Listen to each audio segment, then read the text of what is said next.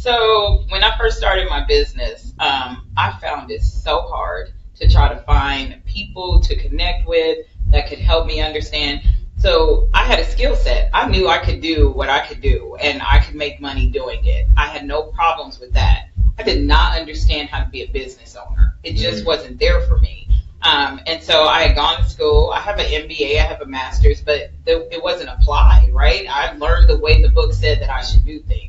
So I found it such a struggle in the first 2 or 3 years that I started my business to figure out, like, now what do I need to get this? So how do I negotiate these contracts and who's going to help me do what? I had no resources. So I just said to myself, I don't want other people to find themselves in that position. Not when after I found the resources and I got connected with the organizations that I got in touch with. You're looking for motivation? You're looking for a mindset shift? Well, a powerful collection of 100 affirmations by Damon Hicks will get you to where you need to get. This is a great book, an easy read. It's something that you can read within a day. It's something you can read every day. Welcome to Underdawg Talk, where I have conversations with successful underdogs. And today's no different. I have Miss India Brown. How are you doing today? I am good. How are you? I was tired. I'm like the other day, I was saying to myself, I'm exhausted. Yeah. I need a vacation. I don't got no money to go on one, but something will happen. Listen, vacation could be staycation. Just take a few hours to yourself to get some rest. Yeah, see, this the thing. I just moved this month, so I don't really got a lot of furniture and stuff. So home ain't really comfortable yet, but it's coming surely but slowly. But I just need to get away from everybody. Well, you know what? You're gonna find the space in there to do it. Yeah. You're gonna do it. So when we get started, I like to a fun fact. Oh, okay. About you? Oh gosh. Well, let's see. So I guess a fun fact is I don't know, so I know people are probably gonna laugh, but I love watching all the Housewives shows. I swear Indiana should have their own. So I secretly watch a lot of, probably all of the Housewives of all of them. Just fun fact for you, I don't just do educational stuff. I love it for entertainment. Eric, don't judge me. You said fun fact. I did. That's cool. You like Ratchet TV. That's what I call it. It's just ratchet for no reason. Exactly. So why not watch it for fun? Who is really getting anything other than entertainment out of it? I don't know. People be all in worried about what they doing and all that. I was over somebody's house. It was like a friend. She had some food. We went over there to get some food, and her daughter was watching Jocelyn's show. And I'm like, so what's going on here? They like, oh yeah, they stripping the dance, and I'm like, people watch this? Like, I got a positive podcast. I can't get on nobody's network. I gotta have some girls on here shaking booty. But I it's sad because I know who Jocelyn is. Yeah, everybody knows her. I don't know how she has music. I've heard her music, and it's like one of the funniest things in the world to me. I literally be in tears listening to her music because it's horrible. I've never heard her music actually. I'm gonna sing you. I'm gonna get it, and you gon' yep. Yeah. Whenever y'all need a laugh, just go ahead and tune into that. Yes. So that not only is a fun fact, but it's a little secret now that everybody knows. So I got to share everybody knows India Brown. She likes Ratchet TV. So let's see. I don't really got a show or anything that I would say I could watch all the way to season 20 of Law and Order SUV. I've seen every episode. Yes. And let me tell you how I've never watched that. Yes. Not one single episode. Yes, sir. Dun, dun, dun. You don't watch dun, dun, dun. No, but I know that dang tone every time. I have a friend who watches it just like you religiously. Not one episode have I ever seen. And it's not entertainment to me. Yeah, it is. That's your entertainment. No, it is. It's good TV. Like my grandma had me on it, like the original one, and then SVU came, and I Oh my gosh. My mom used to watch it all the time too, and I'm just like, no, ma'am, I'm good. Not gonna watch that. But you watch Ratchet TV. Anyways, let's get into some important stuff. Okay. So you're a lady that has many hats. I looked at your bio. I don't really want to name everything that you do and got done because you got a lot done and you do a lot. So, what was you like that when you were a kid? Did you see yourself being where you're at now as a kid? So I'm gonna say yes. I think I work in project management, and so that is all about a skill set that requires me to have things done in a very structured way. So I knew as a kid, I was that one that was like, let me make the list of things I need to do. Let me make the list, and then I'm gonna check it off and get it done. I always played business as a kid, not Barbies. Like, I'm not going to go play house with you, but I'm going to go to work and I got my little briefcase and all of that. So I always knew that that was going to be me. I was not the one, like, my sister was always in the kitchen watching, seeing how something's cooked. And I'm like, make sure it's on the table for me when I get home from work. So I definitely knew I was not meant to be that person. And not that it's bad, I love it. You know, I raised my family, did the work, and raised kids, everything. But I knew from a kid that I was going to be in a role that required me to be able to structure things and help other people structure things. I love it. I love it. Somebody else, Willie Eaton, he said that like he when he was a kid he played business and stuff like that. I didn't. I was bad. What did you do? I was a boy, so like I was outside. I was in the era where outside was cool.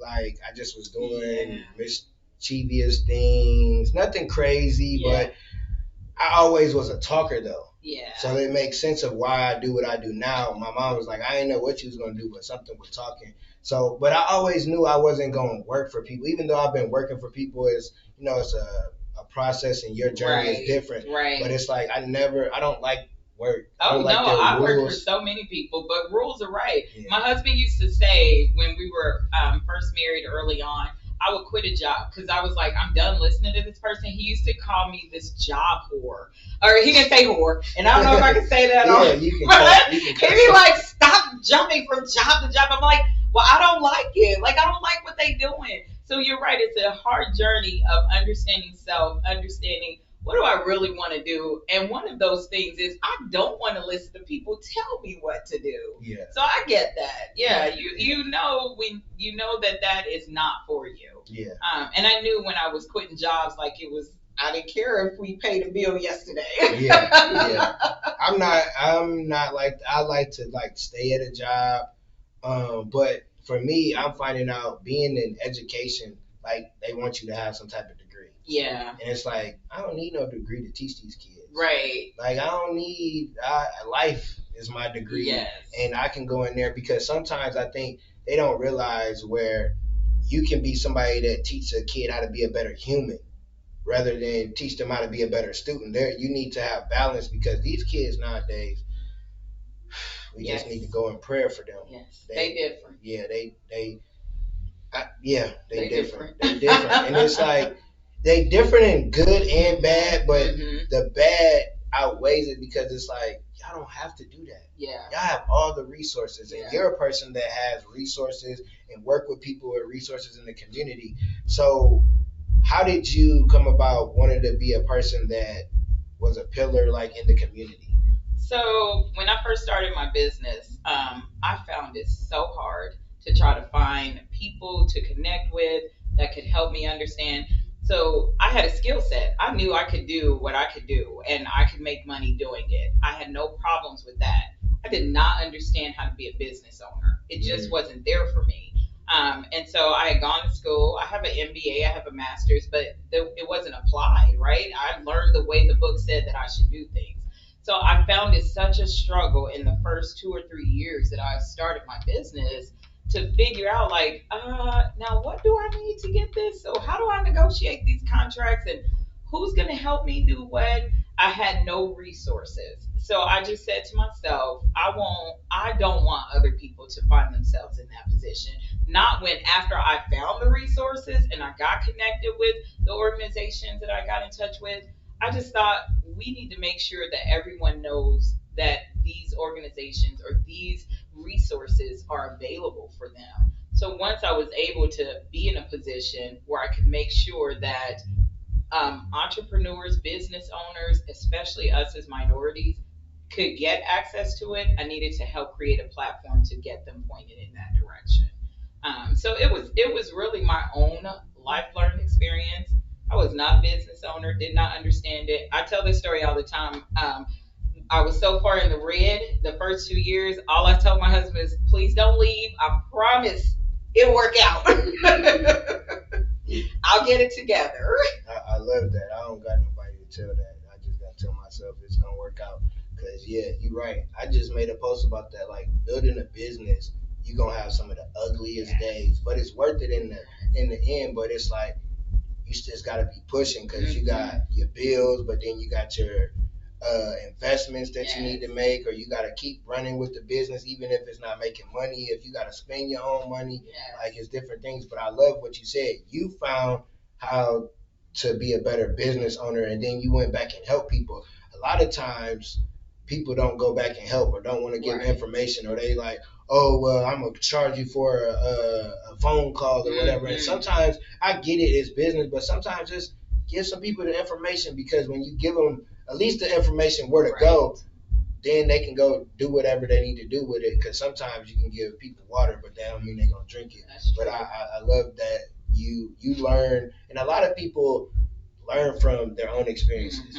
It's like, I didn't know this, so I went and figured it out. Now I'm going to share it with y'all. Y'all can do what y'all want to do with it because it worked for me.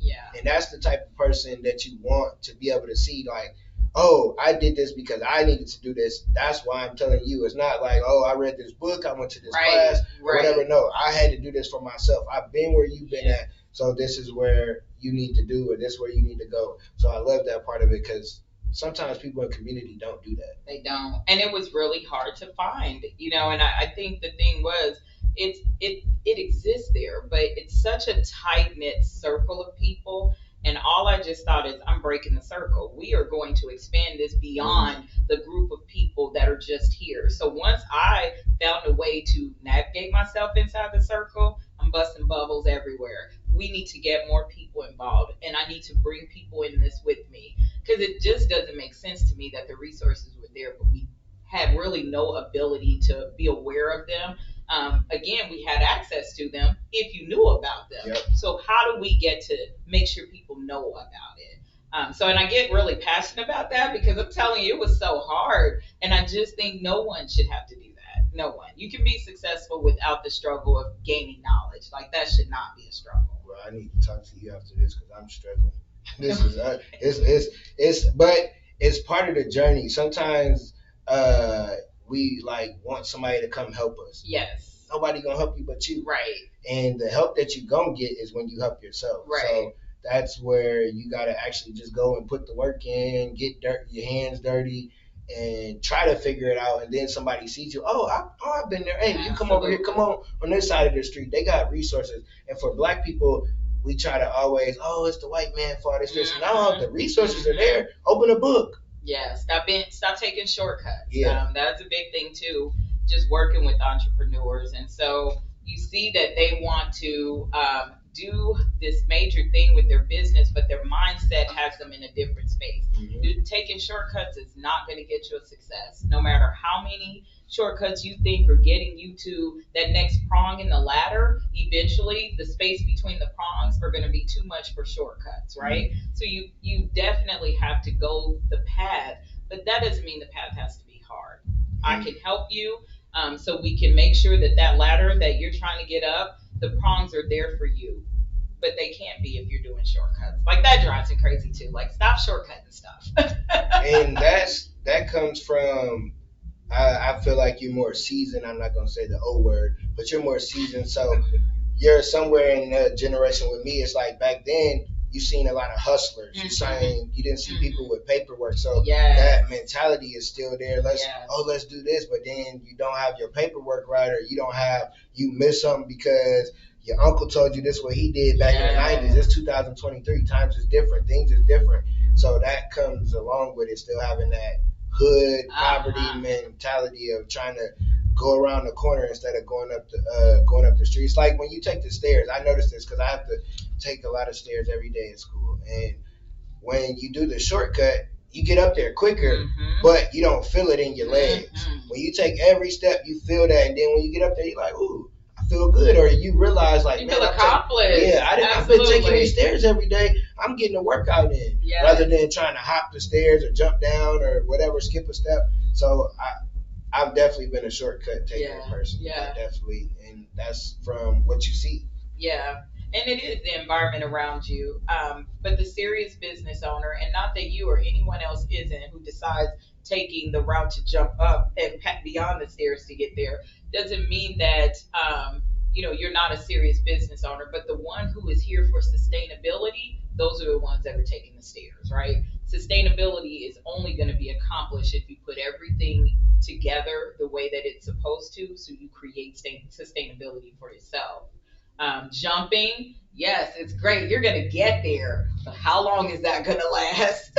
Right? True. So, excuse me. Being a Black woman in business, how was that for you when you, like, once you got the resources and stuff and you start getting in different rooms? Were you treated different? Was it harder for you? Was it like everyone says, like, oh, being a Black woman is very difficult doing business? How was that for you? So I'm a Black woman that works in IT, right? So I work with a lot of Caucasian males.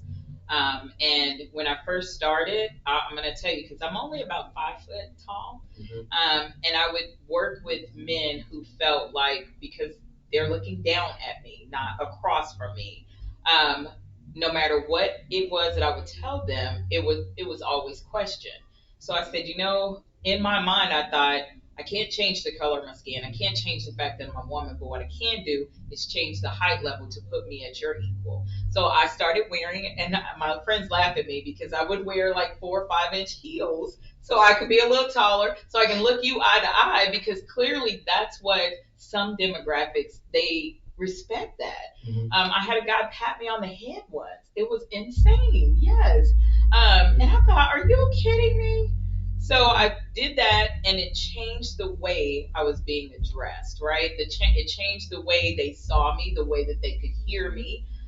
So I had challenges just being in rooms with people who didn't look like me, who were not my same gender, where I would get questions like, hey, India, we're so glad you're here. And let's say Bob is in the room, and hey, Bob, we're so glad you're here. Bob would get the question of, hey, so what do you have for today? What are you going to show us?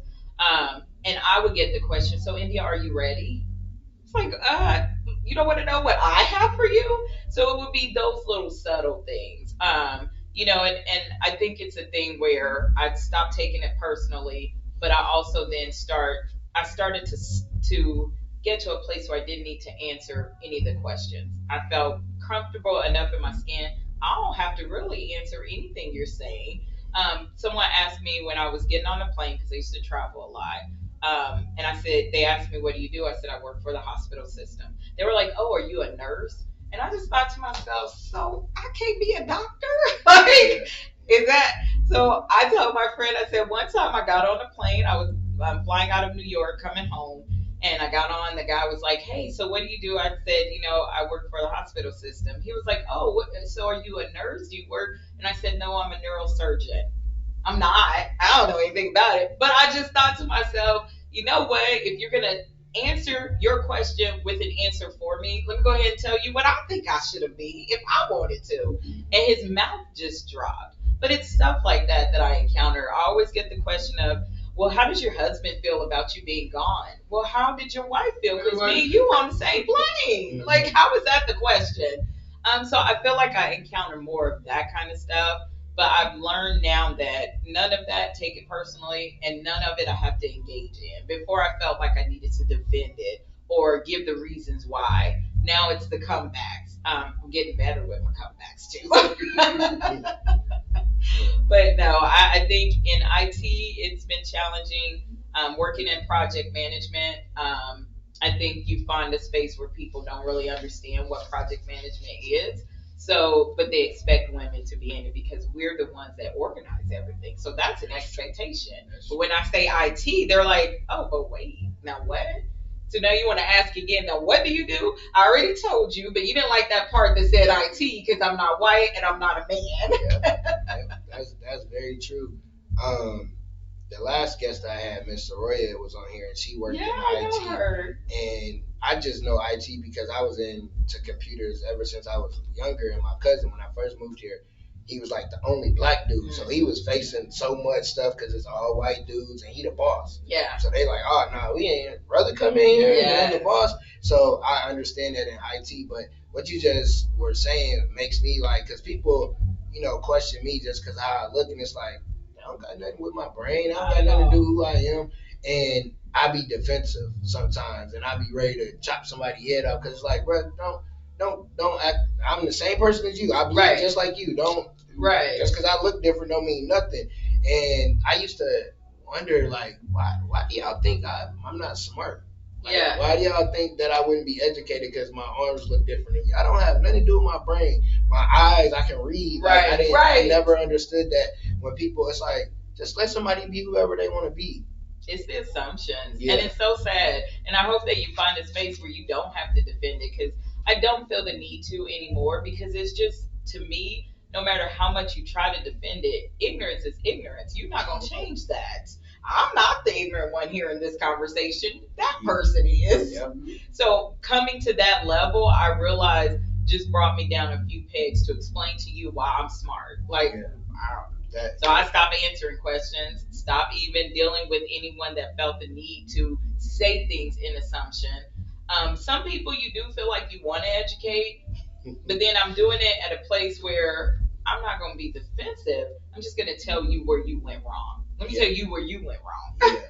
And see, I don't got a mouth that can I'm ready to chop your head off. So I'm working on that of the approach of how I come off to people because my face will say it before my body will.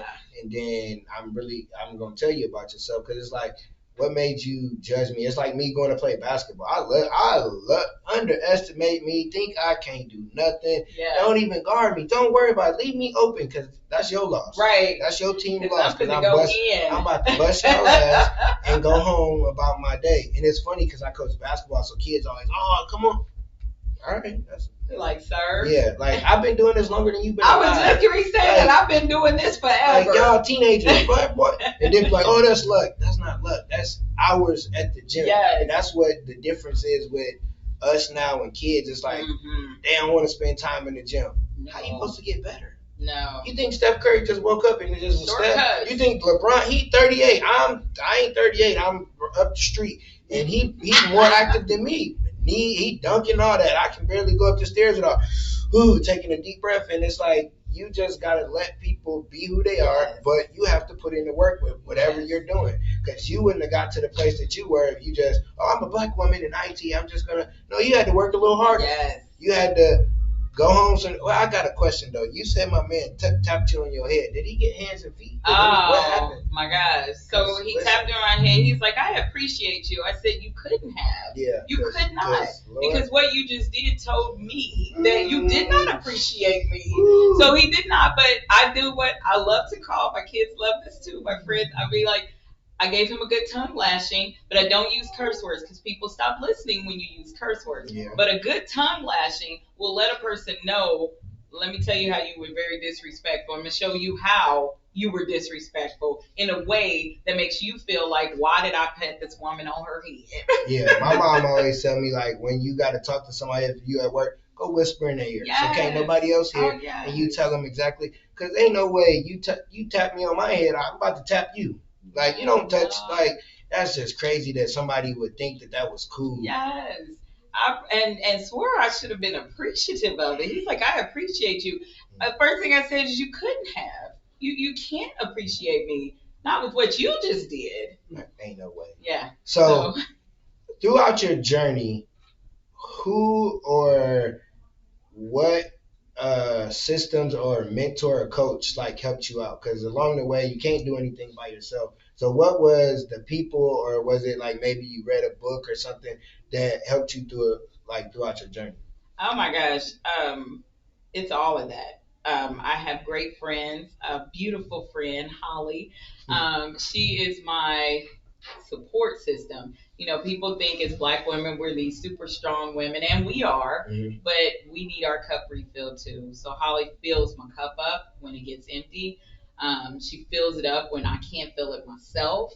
And then I have, you know, people that I've grown to know over the years, some amazing women in these organizations that I've met. Akila Darden, she is like amazing. She works in construction, Black woman in construction. And she's shown me how to be a Black woman in business in a space like that. So a lot of the things that I do, what I say, how I respond, how I react, in encountering all of these new people in this space I'm finding myself in, she's taught me how to just be myself.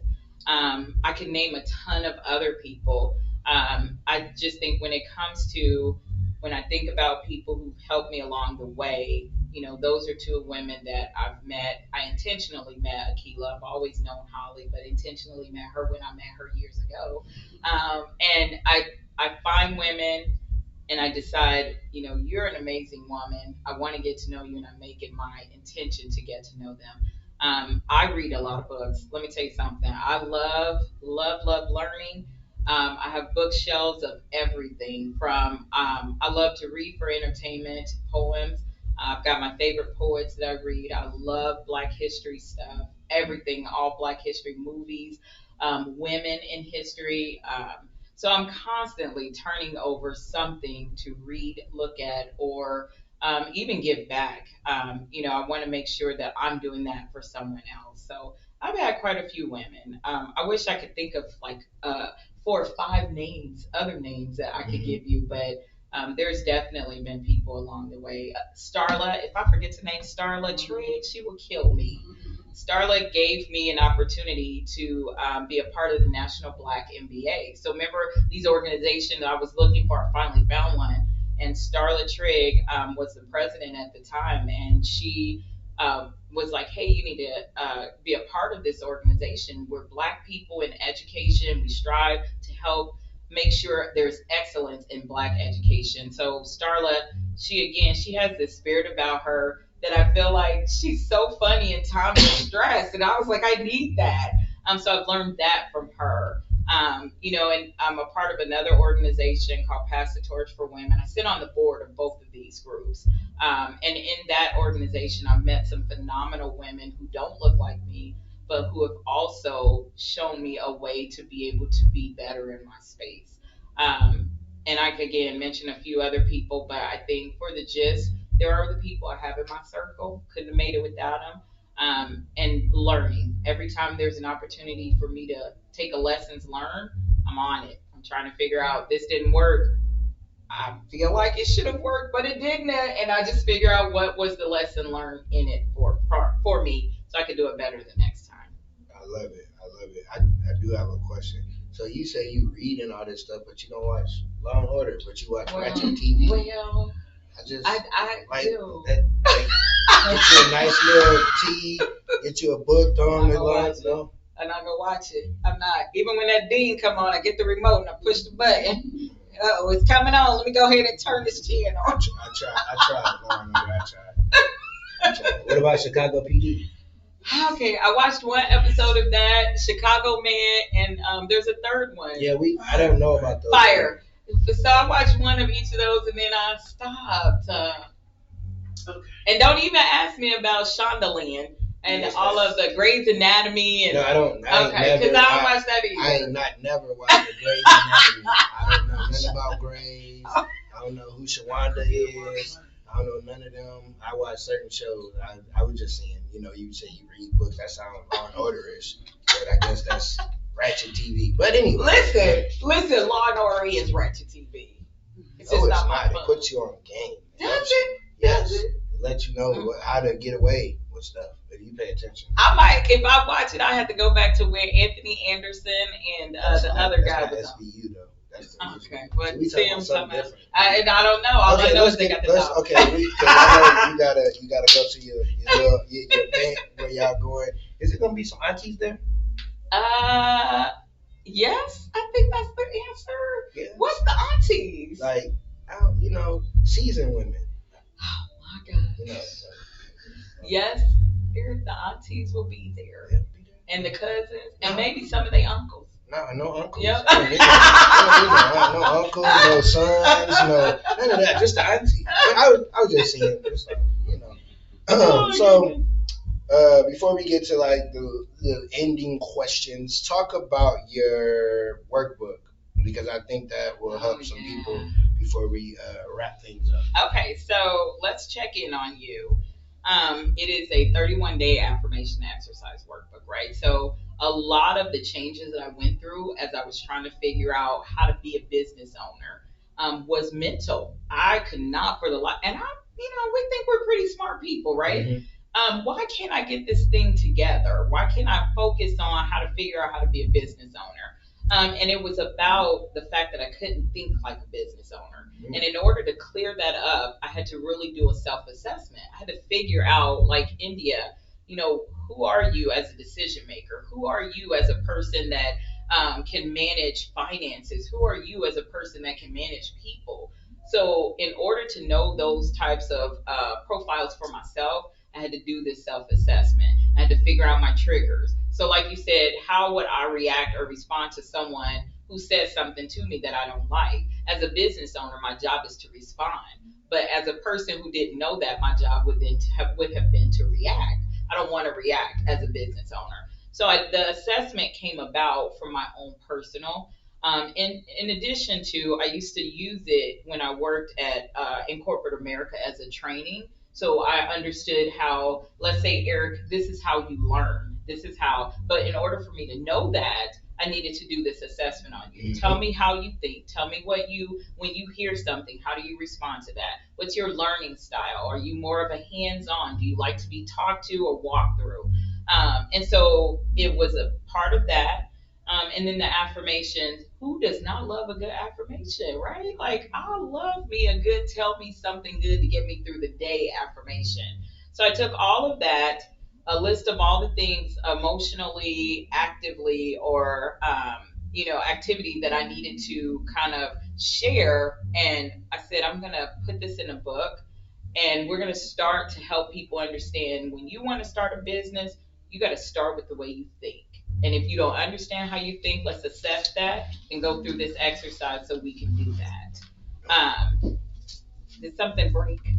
No, bro. You can keep going. Okay, so with the exercise, the 31-day affirmation exercise, you go through it and you work on the exercises because with everything, repetitiveness teaches you how to retain. So you do the same thing over and over again for 30 days. I always say that if you work my exercise workbook, if you did not have 3 words, one, to describe yourself when someone says, tell me about you before the exercise book, you will after.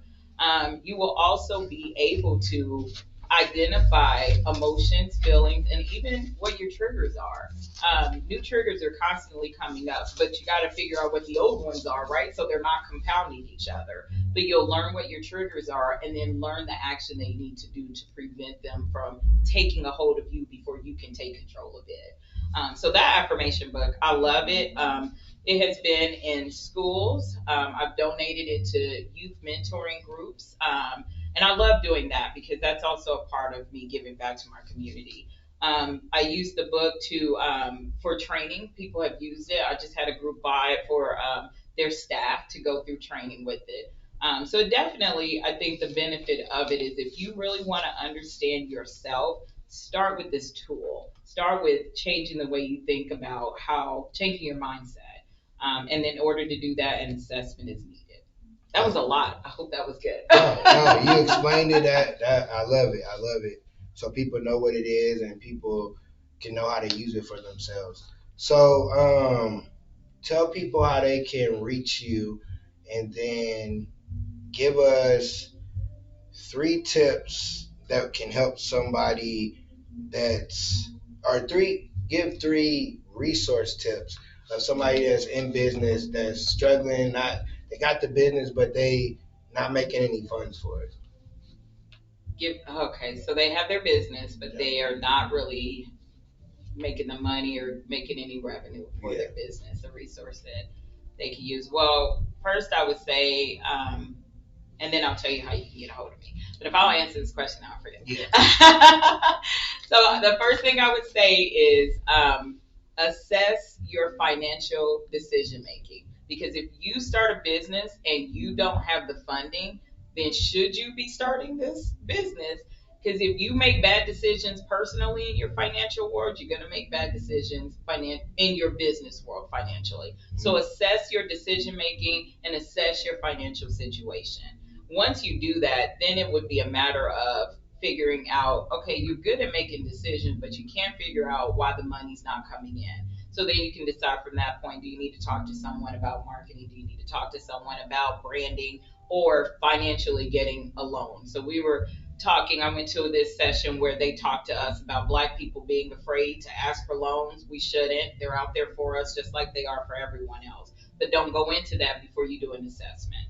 So talk to a banker, make sure they're a banker, and then a loan officer. So a banker is going to help you get structured. The loan officer is going to work with the banker to tell you, all right, you're in good position. This is how much you can get. So your banker, I would say do that. Start with self first.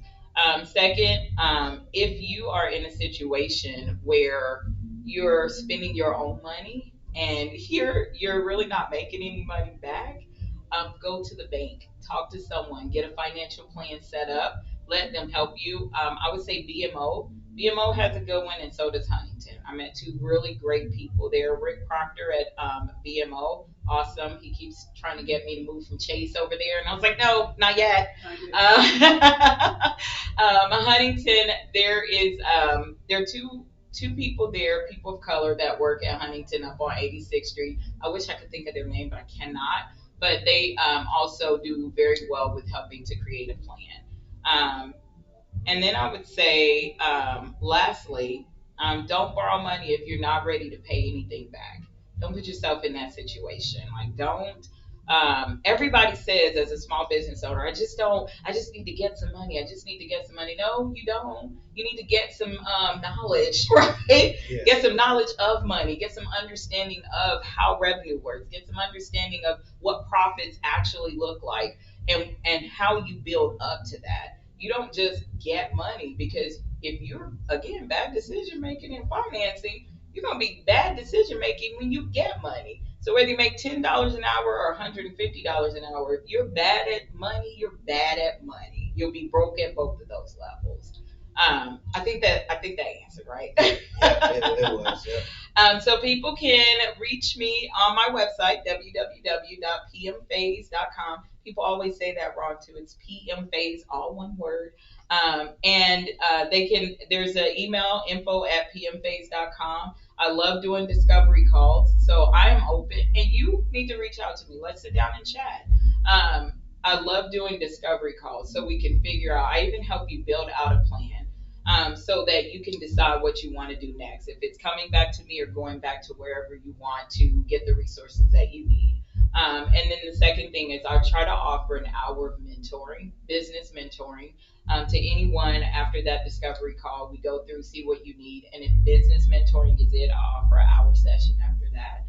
So I would love for your audience to tap into that. Business mentoring is huge. You need it. You cannot survive without it. I don't know where I would be if I didn't have a business mentor and a personal mentor. You cannot be successful without someone helping you along the way. And I would never even claim that I did it by myself.